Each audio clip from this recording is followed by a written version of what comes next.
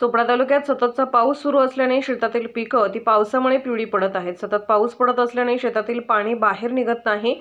तसेच सूर्यप्रकाश पिकांना मिळत नसल्याने शेतात शेतकऱ्यांनी पेरणी केलेली पिकं ती पावसामुळे पिवळी पडू लागली आहेत। सूर्यप्रकाश राहील आणि पावसाने काही दिवस उघडीप दिली तर शेतातील मशागत शेतकऱ्यांना करता येईल। सतत पाऊस पडत असल्याने शेतातील मशागत शेतकऱ्यांना करता येत नाही। सततच्या पावसामुळे शेतातील पिकं पिवळी पडत असल्याने पाऊस बंद झाल्यास सूर्यप्रकाश पडल्यावर फवारणी आणि खत देऊन शेतातील पीक परिस्थिती सुधारण्यास शेतकऱ्याला मिळू शकते।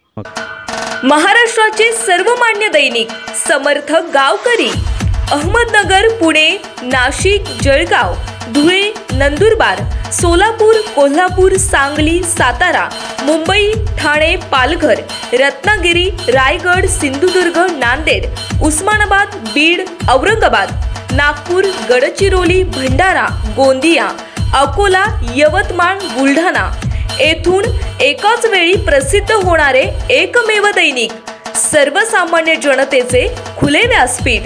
संपादक आहेत विश्वासराव आरोटे। मोबाईल नंबर आहे 9423 38 85 08। दुसरा मोबाईल नंबर 9423 46 72 72। तिसरा मोबाईल नंबर 75 88 15 0001। वेबसाईट आहे sgavkari.com। मेल आयडी आहे akl gavkari@gmail.com।